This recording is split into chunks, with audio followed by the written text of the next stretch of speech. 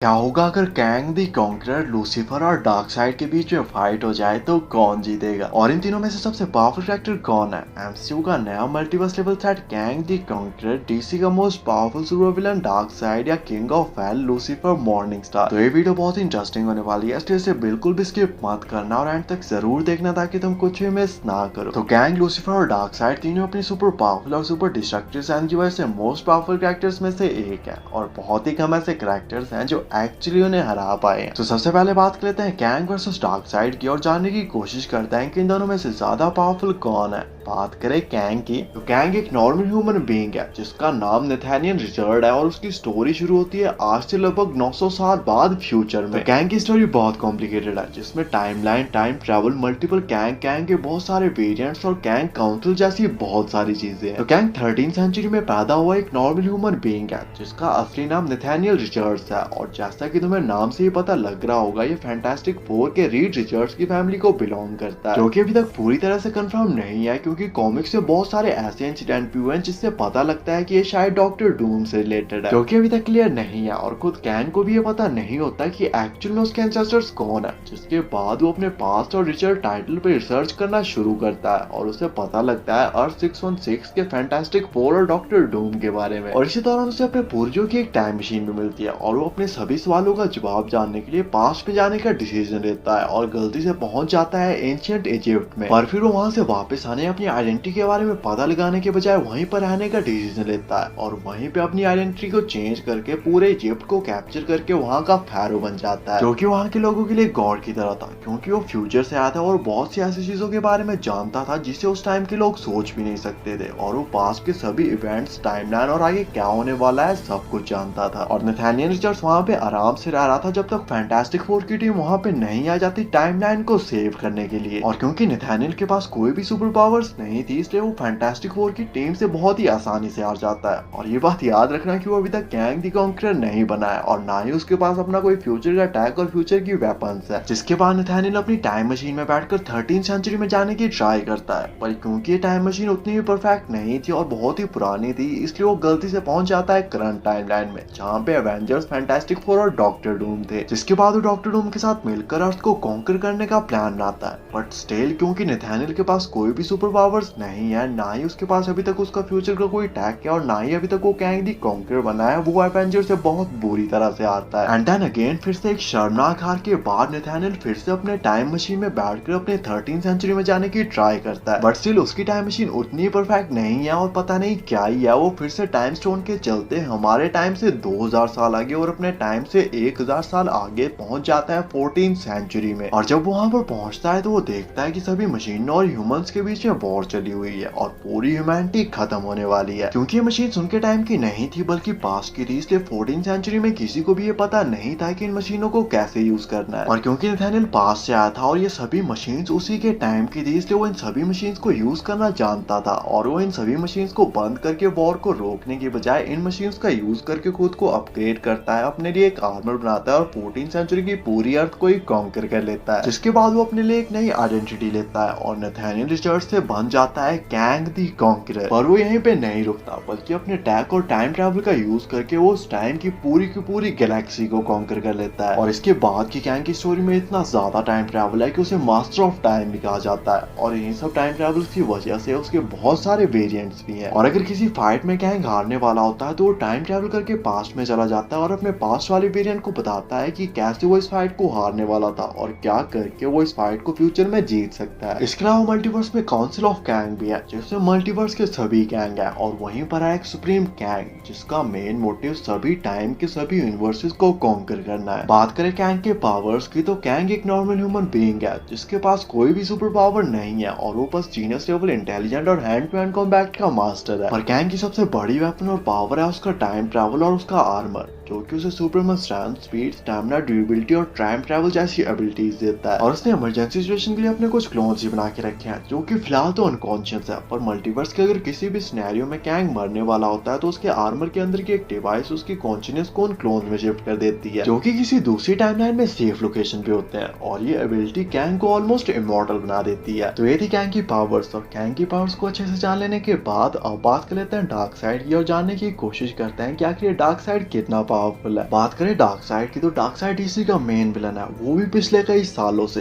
जो कि अर्थ को कॉन्कर करना चाहता है क्योंकि अर्थ पर एंटी मैटर है। डार्कसाइड बहुत ही पावरफुल कैरेक्टर है जिसने हजारों प्लैनेट्स के लाखों लोगों को मारकर उन्हें कॉन्कर किया है। बात करें डार्कसाइड की पावर्स की तो डार्कसाइड के पास सुपरमैन स्ट्रेंथ, स्टैमिना और ड्यूरेबिलिटी जैसी पावर्स हैं, जो कि जीनियस लेवल इंटेलिजेंट है। और डार्कसाइड किसी भी चीज को टेलीकिनेसिस के थ्रू बगैर हाथ लगाए मूव भी कर सकता है। डार्कसाइड मैटर और एनर्जी को कुछ हद तक अपने हिसाब से मैनिपुलेट भी कर सकता है और अपने एक ही अटैक से पूरे के पूरे प्लैनेट्स तक को डिस्ट्रॉय कर सकता है। और डार्कसाइड की सबसे पावरफुल और डेडली वेपन है उसकी आंखों से निकलने वाली ओमेगा बीम्स, जो कि किसी को भी इजीली किल कर सकती है, सुपरमैन और बैटमैन को छोड़कर। डार्कसाइड बहुत ही ज्यादा पावरफुल है पर उसके पास ज्यादा फाइटिंग एक्सपीरियंस नहीं है, क्योंकि वो ज्यादातर बार स्ट्रेटजीज बनाता है और किसी और को फाइट करने के लिए भेज देता है। और अगर किसी पर्टिकुलर सिनेरियो में उसे फाइट करनी भी पड़े तो वो सिर्फ मेन कैरेक्टर्स के साथ ही फाइट करता है। और तुम डार्कसाइड की स्ट्रेंथ और टेरर का आइडिया ऐसी बात से लगा सकते हो कि जब वो पिछली बार धरती पर आया था तो गॉड्स, ह्यूमंस और एटलांटियंस को मिलकर उसका सामना करना पड़ा था और तब जाके वो बहुत ही मुश्किल से उसको हरा पाए थे।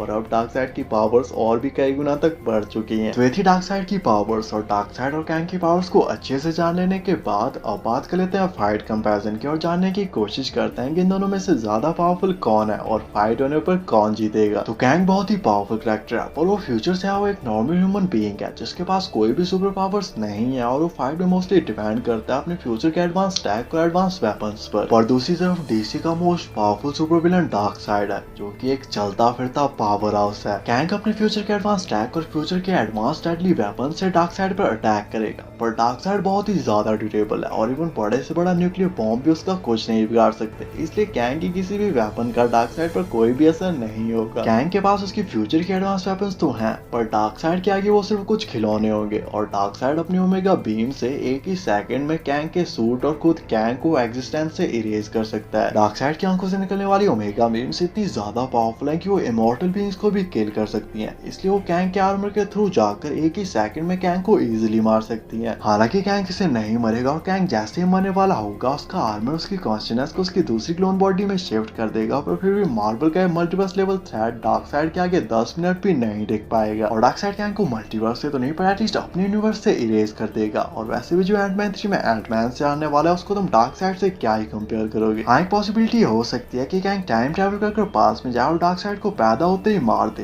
पर अगर वो ऐसा करता है तो डार्कसाइड कभी बड़ा ही नहीं होगा और ना ही वो बड़ा होकर कैंग के साथ फाइट करेगा। और अगर कैंग ऐसा नहीं करता और फ्यूचर के किसी पर्टिकुलर सिनेरियो में कैंग और डार्कसाइड के बीच में फाइट होती है तो डार्कसाइड इस फाइट को इजीली जीत लेगा। इन दी एंड कैंग ना ही डार्कसाइड को मार सकता है ना ही उसे हरा सकता है, जबकि डार्कसाइड कैंग को मार भी सकता है और उसे हरा भी सकता है, इसलिए डार्कसाइड इस फाइट का एक अल्टीमेट विनर होगा और फाइट में चाहे जो भी हो इन दी एंड जीतेगा डार्कसाइड। तो बात लेते हैं कैंग वर्सेस लूसीफर की और जानने की कोशिश करते हैं कि इन दोनों में से ज्यादा पावरफुल कौन है। बात करें लूसीफर की तो लूसीफर का पूरा नाम लूसीफर मॉर्निंग स्टार है, जो कि गॉड की फर्स्ट और ग्रेटेस्ट क्रिएशन थी, इसलिए गॉड ने उसे ऑलमोस्ट परफेक्ट बनाया था और वो सबसे पावरफुल एंजल है। लूसीफर स्टार्टिंग में एक एंजल ही था और वो बाकी एंजल्स के साथ हेवन में ही रहता था, पर बाद में गॉड ने उन्हें हेल का रूलर बना दिया, जिसके बाद वो बना किंग ऑफ हेल और यहीं से उसे उसके डेविल और सैटन जैसे नाम मिले। लूसीफर गॉड की फर्स्ट और ग्रेटेस्ट क्रिएशन है और गॉड ने उसे ऑलमोस्ट परफेक्ट बनाया था और उसके पास बहुत सारी गॉडली पावर्स भी है, पर बाद में चीजें चेंज हुई और हेवन से निकालकर हेल भेज दिया गया और वो बन गया डीमन लॉर्ड डेविल। बात करें कुछ बेसिक पावर्स की तो लूसीफर के पास godly strength, speed, stamina, durability और फ्लाई जैसी पावर्स हैं। और हाँ, गॉडली स्ट्रेंथ को तुम सुपरमैन स्ट्रेंथ से कंपेयर मत करना क्योंकि ये दोनों बिल्कुल भी सेम नहीं है और इन दोनों में बहुत ज्यादा डिफरेंस है। लूसीफर के पास इमेंसिव स्ट्रेंथ है और वो अगर अपनी फुल स्ट्रेंथ का यूज करे तो वो एक ही अटैक में पूरे के पूरे यूनिवर्स तक को डिस्ट्रॉय कर सकता है और बहुत ही कम ऐसे कैरेक्टर्स हैं जो एक्चुअली उसकी पावर्स को मैच कर सकते हैं। लूसीफर के पास गॉडली स्पीड है और वो किसी भी सर्वाइविंग बीइंग से ज्यादा फास्ट है, जो कि लाइट की स्पीड से भी ज्यादा तेज मूव कर सकता है और with in a blink of I hello या हेवन में जा सकता है। साथ ही लूसीफर बहुत ज्यादा ड्यूरेबल है और उस पर अर्थ या किसी भी दूसरे प्लैनेट की वेपन्स का कोई भी असर नहीं होता और उसको मारना या हरा पाना सिर्फ हेल या हेवन की वेपन से ही पॉसिबल है। लूसीफर के पास सुपर हीलिंग और रीजनरेशन की भी पावर है, जिससे वो अपने किसी भी बॉडी पार्ट को दोबारा से रीग्रो कर सकता है। साथ ही उसके पास कॉस्मिक अवेयरनेस भी है, जिसकी वजह से उसके यूनिवर्स या मल्टीवर्स में क्या चल रहा है उसे सब कुछ पता होता है। लूसीफर एंटमैन की तरह अपने साइज को छोटा बड़ा कर सकता है, हेलफायर को मैनिपुलेट कर सकता है, डायमेंशंस के बीच में बहुत ही आसानी से ट्रैवल कर सकता है और मरे हुए लोगों को दोबारा से जिंदा भी कर सकता है। इसके अलावा लूसीफर किसी की भी बॉडी से उसकी सोल को निकाल सकता है, डीमंस और एंजल्स के साथ कम्युनिकेट कर सकता है और टाइम को भी फ्रीज कर सकता है। साथ ही लूसीफर जीनस लेवल इंटेलिजेंट भी है और जैसे लूसीफर अपनी डीमन वाली फॉर्म में जाता है तो उसकी पावर्स और भी कई गुना बढ़ जाती हैं, क्योंकि वो उसकी ट्रू फॉर्म है, जिससे वो लोगों के डीपेस्ट और डार्केस्ट डिजायर्स के बारे में पता लगा सकता है और उनको इल्यूजन्स भी दिखा सकता है। वैसे लूसीफर के पास और भी बहुत सारी वेपन्स और पावर्स हैं, पर हम उन सभी के बारे में बात नहीं करेंगे क्योंकि इससे वीडियो बहुत ज्यादा लंबी हो जाएगी और उसे कोई नहीं देखेगा, इसलिए फिलहाल के लिए इतनी बहुत है। वे थी लूसीफर की पावर्स, और लूसीफर और कैंग की पावर्स को अच्छे से जान लेने के बाद अब बात कर लेते हैं फाइट कंपैरिजन की और जानने की कोशिश करते हैं कि इन दोनों में से ज्यादा पावरफुल कौन है और फाइट होने पर कौन जीतेगा। तो कैंग बहुत ही पावरफुल कैरेक्टर है जो कि फ्यूचर से आया हुआ एक ह्यूमन है जो टाइम ट्रैवल कर सकता है और उसके पास बहुत सारा फ्यूचर का अटैक और एडवांस वेपन्स भी हैं। पर दूसरी तरफ लूसीफर मॉर्निंग स्टार है जो कि गॉड की फर्स्ट क्रिएशन है और ऑलमोस्ट गॉड के बराबर ही पावरफुल है। कैंग बहुत ही ज्यादा पावरफुल है और उसने बहुत सारे प्लैनेट और गैलेक्सियों तक को कॉन्कर किया है। पर दूसरी तरफ लूसीफर मॉर्निंग स्टार है जो कि अपने एक ही अटैक में उन गैलेक्सियों के साथ साथ पूरे के पूरे यूनिवर्स तक को डिस्ट्रॉय कर सकता है। कैंग के पास फ्यूचर की बहुत ही एडवांस और पावरफुल वेपन्स हैं, पर उन वेपन्स का लूसीफर पर कोई भी असर नहीं होगा क्योंकि अर्थ या किसी भी दूसरे प्लैनेट की वेपन्स का लूसीफर पर कोई भी असर नहीं होता और उसको मारना या हरा पाना सिर्फ हेल या हेवन की वेपन से ही पॉसिबल है जो कि फ्यूचर में नहीं मिलती, और ना ही कैंग का अटैक उसे इस बारे में कुछ बता सकता है। कैंग टाइम ट्रैवल करके पास में जाके लूसीफर को पैदा होते ही मारने की कोशिश कर सकता है, पर अगर वो ऐसा करता है तो उसका सामना सीधे गॉड से होगा और मुझे नहीं लगता कि कैंग गॉड से फाइट करने की कोशिश भी करेगा। कैंग ने बहुत सारे प्लैनेट्स और गैलेक्सीज को कॉन्कर किया है, पर लूसीफर उसी हेल का डीमन लॉर्ड है जहां पर कैंग बनने के बाद जाने वाला है। लूसीफर अगर चाहे तो वो कैंग की तरफ सिर्फ देखकर उसकी कॉन्शियसनेस, सोल और बॉडी तीनों को एक साथ ही हेल में ट्रैप या डिस्ट्रॉय कर सकता है। पर खैर जो एंटमैन 3 में एंटमैन से आने वाला है उसको तुम लूसीफर से क्या ही कंपेयर करोगे। In the end of the day Kang the conqueror genius level intelligent और पावरफुल तो है, पर एंड में वो सिर्फ एक नॉर्मल ह्यूमन बीइंग है जो कि ना ही लूसीफर को मार सकता है ना ही उसे हरा सकता है, जबकि लूसीफर कैंग को मार भी सकता है और उसे हरा भी सकता है। और लूसीफर इस फाइट का एक अल्टीमेट विनर होगा और फाइट में चाहे जो भी हो इन द एंड जीतेगा लूसीफर ही। बाकी आपके हिसाब से इस फाइट की और क्या पॉसिबिलिटीज हो सकती हैं और नेक्स्ट वीडियो किस टॉपिक पे बनानी चाहिए कमेंट करके जरूर बताना। ऐसी अमेजिंग वीडियोस के लिए चैनल को सब्सक्राइब कर देना एंड थैंक्स फॉर वॉचिंग।